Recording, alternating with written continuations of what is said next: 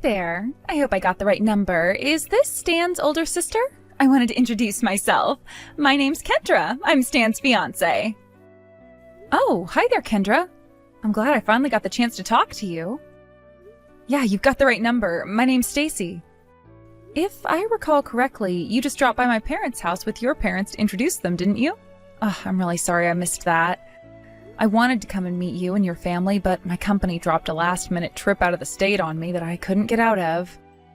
Oh yeah, your parents told me all about that. It was really great news. I get it. You're one of those people who like sarcastic jokes, huh? Sorry, that one went over my head. I wasn't joking. Is that a continuation of the joke, or... No, I'm not joking. I'm really glad you weren't there. It's for the best that we don't meet. So you don't need to feel bad about anything. Okay, this is probably the weirdest first conversation I have ever had with a person in my life.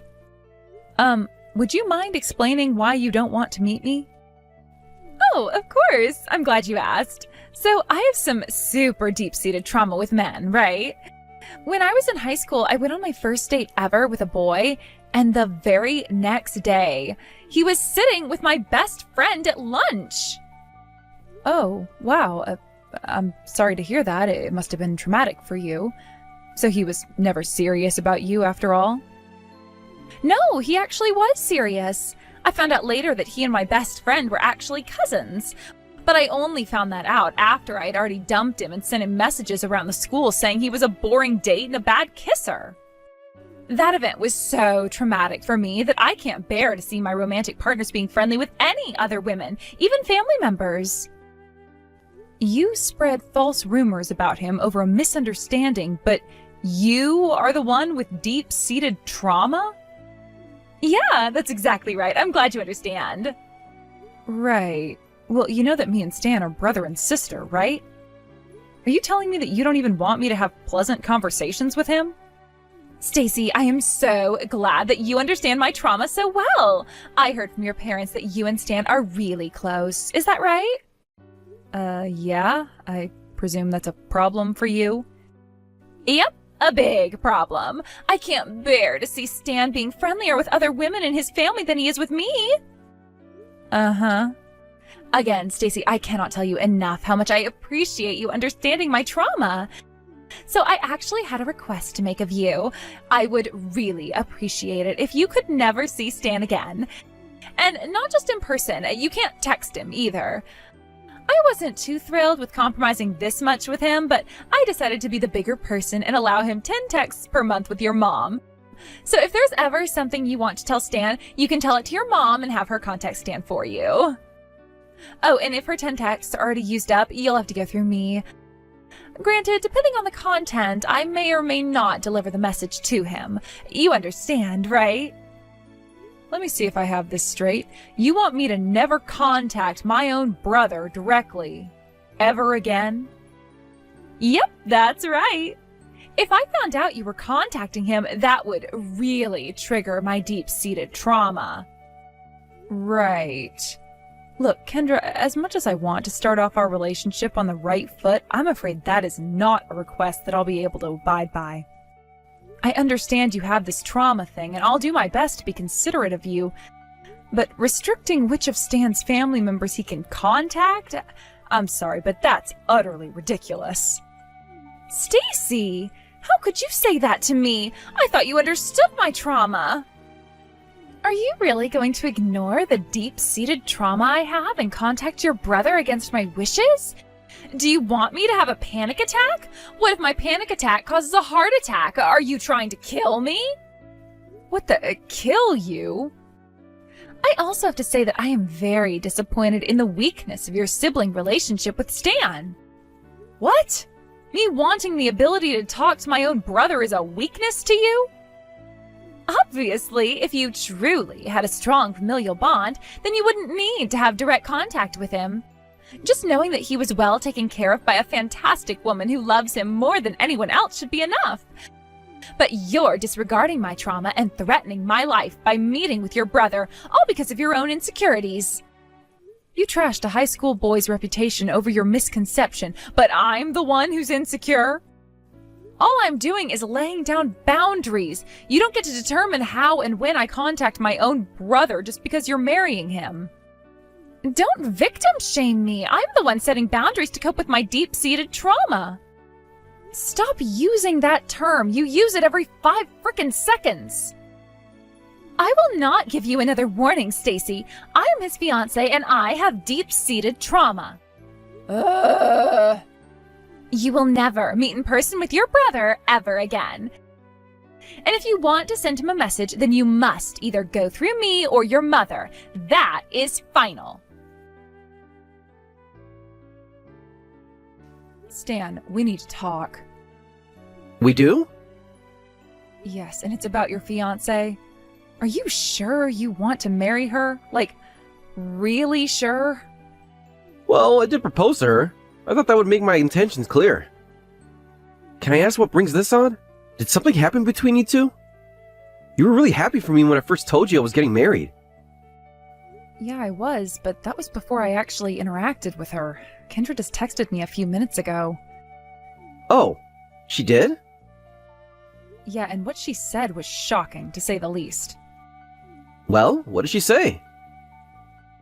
She told me to never speak to you again. She told me this insane story about her deep-seated trauma, but it didn't make any sense. I mean, she expects me to believe that she was traumatized over an incident from high school in which she ruined a boy's reputation for no reason. Oh, yeah, she told me about that a while back too. So you knew? Stan, I understand that this is the woman that you proposed to, but I feel like I need to say this as your sister. She seems like she is genuinely unwell. I'm really sorry that she said that to you. Also, thank you for your concern. It means a lot that you would trust me enough to be so direct like that. Now, in Kendra's defense, based on my experience with her, I don't think she's unwell. I think she just worries too much sometimes. You sound like you're not too surprised that she would tell me never to speak to you again. Well, I guess you can say she's done something like this before. Not to blow my own horn, but I've always had a lot of friends, right? Yeah, ever since you were a kid, you always had a huge circle of friends. You've been bringing them around the house for years now, but I still don't even remember most of their names. Even after you went to college, any free time you weren't studying, you were spending with friends. Right, that's something that doesn't really sit too well with Kendra. She doesn't like that you have friends? It's not that. It's just that she's kind of the opposite type of person. She'd rather just have a few super close people that she knows really well, and have a bunch of friends like me. So she can't comprehend my relationship with my friends. You know what I mean? I can't remember how many times she's gotten mad at me for spending a Saturday with my friends instead of her. Wow, that must have been difficult for you. Actually, that's the main reason I decided to marry her. Once she's my wife, I'm positive that she'll settle down a bit with the jealousy.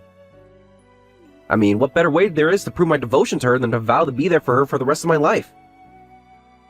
She won't have a reason to be jealous of my friends or family anymore. I guess you've put quite a bit of thought into this, Stan. Okay, if that's how strongly you feel about her, then I'll respect your decision. You're right, she'll probably loosen up a little bit after your wedding. Thanks for understanding, Stacy. So yeah, in the meantime, I wouldn't take anything she says about cutting off contact with me too seriously. I'll have her apologize to you at an appropriate time in the future. Though she shouldn't have said that to you. Alright, that's fine. You can take your time. I'm in no rush for an apology. You take good care of Kendra then, got it? And try to hold off on making any new friends for a while. Oh, do I have to? Alright, guess the next time I'll see you will probably be at our wedding, huh? I can't wait for you to meet Kendra in person. Kendra, what is wrong with you? You came up from behind me and punched me in the back of the head. Oh, you're awake. I'm glad to hear that. How are you feeling? Think I'm feeling? My head frickin' hurts. You punched me so hard that I passed out. They had to call an ambulance to take me to the hospital. Oh my goodness, they took you to the hospital? Yeah, you knocked me unconscious. They want to do a CT scan to make sure I don't have any internal bleeding. But you can cut it with the pleasantries, Kendra. You put me in the hospital. Now explain yourself. I hadn't even been at the wedding for a half hour when suddenly I felt a sharp pain in the back of my head, and the next thing I know, I'm on the floor looking at the ceiling. Why did you do that to me? Don't you remember the last time we spoke? It was my deep-seated trauma. Oh, great, not this again. I walked into the room and saw a woman I'd never met talking to Stan, and all the memories of my pain and misery in high school came rushing back. I was sure that you were actually Stan's mistress and had come to break up the wedding. All the shame and rage and sorrow welled up inside me, and I started seeing red. My body started moving on autopilot. I grabbed the nearest heavy object and bashed you over the head with it. You don't seem like you regret anything at all. You haven't even said you're sorry. But I didn't do anything wrong. It was all a big misunderstanding. I would have never hit you if I knew you were Stan's sister. It was all my trauma's fault. You don't think you did anything wrong? You hit me so hard I lost consciousness. You're not going to evade responsibility for that just because of your supposed trauma. And what the hell? You saw a woman talking to Stan, and the first thing that came to your mind was Stan's having an affair with her? First of all, it is not supposed trauma. It is real trauma. I will not allow you to deny my lived experiences. Second, you knew about my deep-seated trauma, and still you violated the boundaries that I set for you. How could you be so insensitive? I believe that I deserve an apology for your flagrant disregard for my emotional well-being and safety. This is completely insane. Insane? That's ableist language. Screw you. You could have actually killed me just now. What was it that you hit me with anyway? A rock or something? No, just an empty vase. Oh, excuse me, it was just an empty vase. You expect me to apologize for violating your psychotic boundaries, but you don't think you need to apologize for a literal assault? Not a chance. I am the one who deserves an apology here, not you. What? How dare you? I went through the emotional labor of confiding in you about my lived experiences and deep-seated trauma, and you're still victim-shaming me? Are you intentionally fitting as many psychobabble nonsense words into your sentences as grammatically possible? You knew it was traumatic for me to see Stan talking to other women. I clearly laid down my boundaries for you, and you violated them on what was supposed to be the happiest day of my life. Therefore, it is only right that you apologize to me and promise that you will never violate my boundaries again. I swear, it's like your only source of vocabulary is the chapter on trauma of a psychology textbook written by a teacher's aide. How can you possibly be playing the victim right now? Because I am the victim. Wow. You know, Kendra, when you first texted me, I thought you were a complete psycho. But now, I don't think I went far enough. You are far worse than just a run-of-the-mill psycho. You need to be locked up in an institution. That is more than enough ableist language out of you, Stacy. There is no room in my life or Stan's life for such a bigoted person as you are. I am marrying your brother today, and you will never see him again. I wouldn't be so sure of that if I were you. Huh? Kendra, do you honestly believe that you haven't done anything wrong? I've taken the liberty of reading the conversation that you and Stacy just had.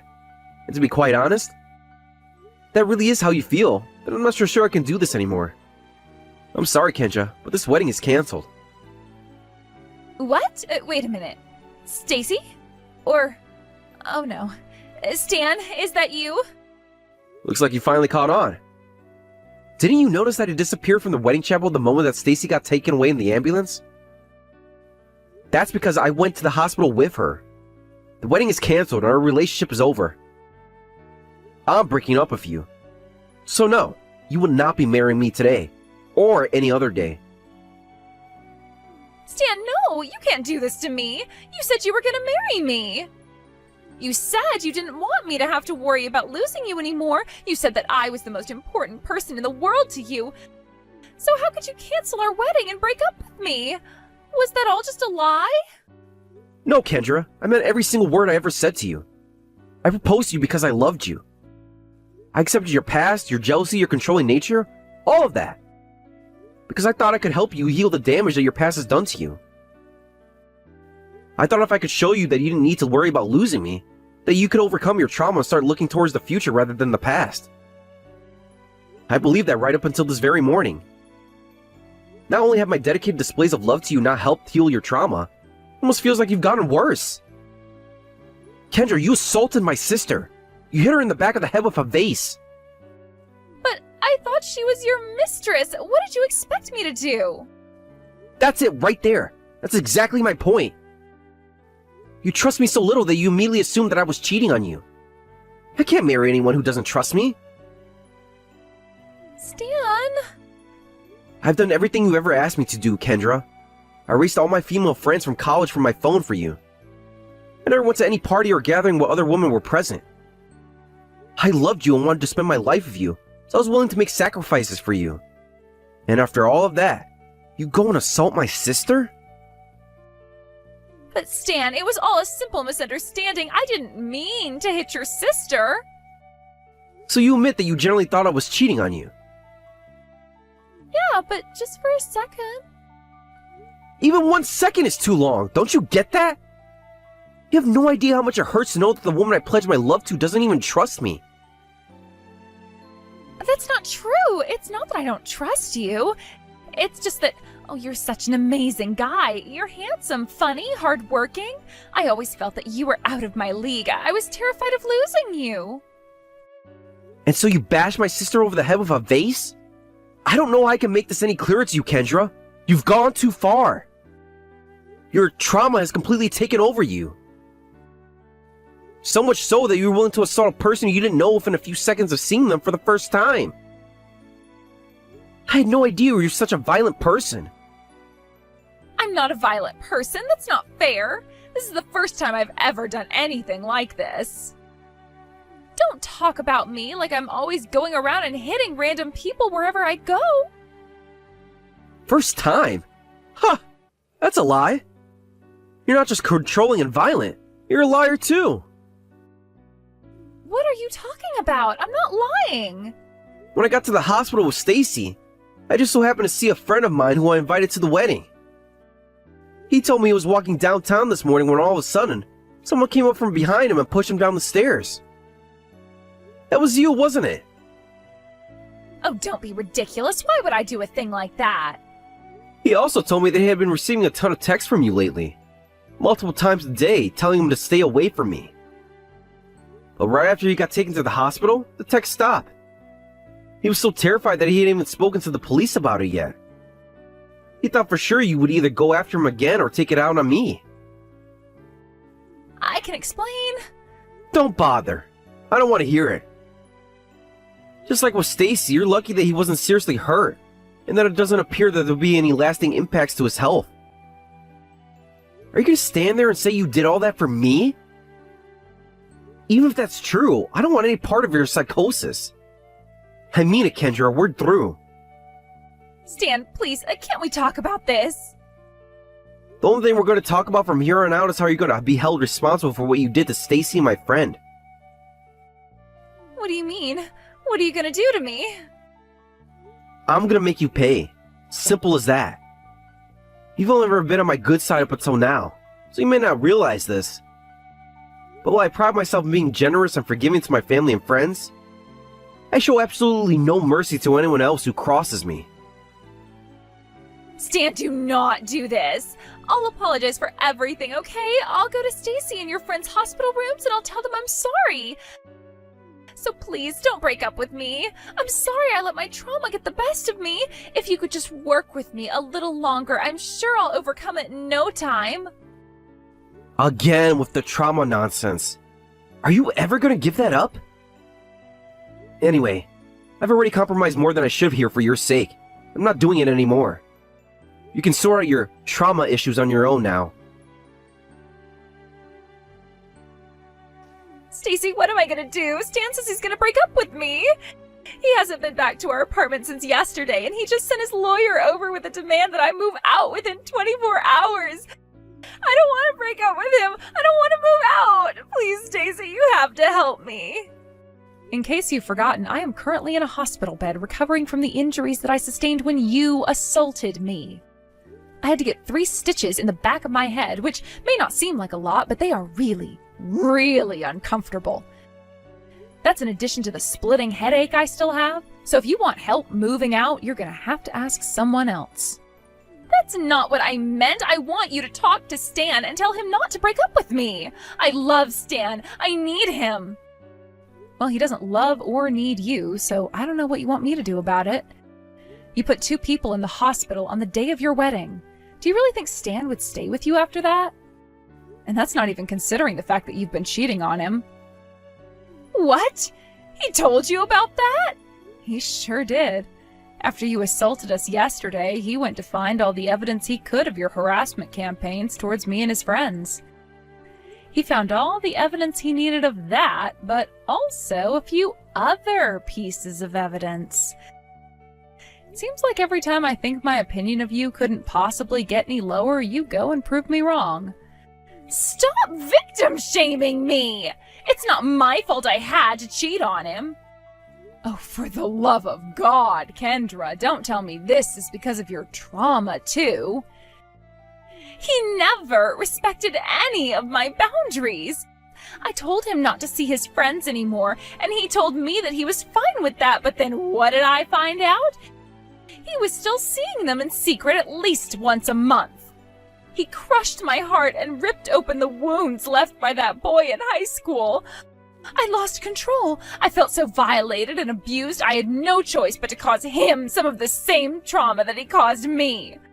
So every time he went out with me and his friends, I went out with another man. He did this to me. It's all his fault. That boy didn't cause you any trauma, Kendra. What you're actually feeling is shame. Stop victim-shaming me! He was the victim, you idiot, not you! All he did was talk to his cousin, and you ruined his reputation because of it. Then, when you realized the truth, you were overcome with shame over the viciously evil thing you did to him. That's why you invented your trauma narrative. To shut out your feelings of shame over realizing that you're just an impulsive, jealous, vindictive, and stupid woman. No, you're wrong. It was his fault for not telling me that my best friend was his cousin. Just like it's Stan's fault for not telling me you were his sister. It was Stan's friend's fault for not respecting the boundaries I set for him. That's another thing. You don't just get to use the word boundaries to make other people do whatever you want. Look, I understand that maybe I went a teensy bit overboard, but it's all because I love Stan so much. I don't want to lose him. So please, I am begging you, give me another chance. We can call your family and Stan's friends together and have a discussion on what new boundaries we can set for you guys. Boundaries that we all agree on. You still don't feel like you've done anything wrong, do you? I realize that some people who are less understanding of the trauma I've been through may view my actions as inappropriate. Yes. Yeah, that settles it. You don't think you've done anything wrong. You go through all these mental gymnastics to interpret what happens in a way that removes any responsibility from yourself. Well, I'd say it's high time someone forced you to take some responsibility. And it looks like that responsibility falls to me. You may not think that you've done anything wrong, but I'd bet a year's worth of my salary that a judge and jury will have a different view of things. What are you saying? Are you gonna sue me? Did Stan ever tell you what it was I do for a living? No. I'm a lawyer. Oh, no. Oh, yes. Do you have any idea how much money I'm losing every day I'm stuck here in this godforsaken hospital? You're going to compensate me for my lost wages, and much, much more. I've also decided to take up Stan's friend's case against you as well, pro bono. Please don't do that, Stacy. I'm already on the hook for a ton of money from the canceled wedding. If you sue me on top of that, I'll be ruined. Yeah? And how is that my problem? You don't seem to be aware of what sort of position you're in right now. You have successfully driven away the only person in this entire world who would have had pity on you, so don't expect any from me. We'll talk more once I'm out of the hospital. I suggest you start figuring out how to come up with a lot of money very soon.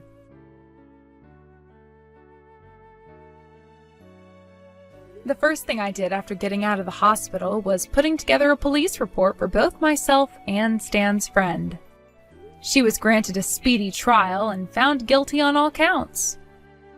My next order of business was suing her for the costs of the wedding, hospital bills, and lost wages, which added up to around $50,000 in total. She went to her parents and begged them for help, so they agreed to loan her what she needed. Paying that back, however, is not going to be easy for a woman with a criminal record like her. I hope she takes this opportunity to learn that her trauma card isn't going to get her very far in this world.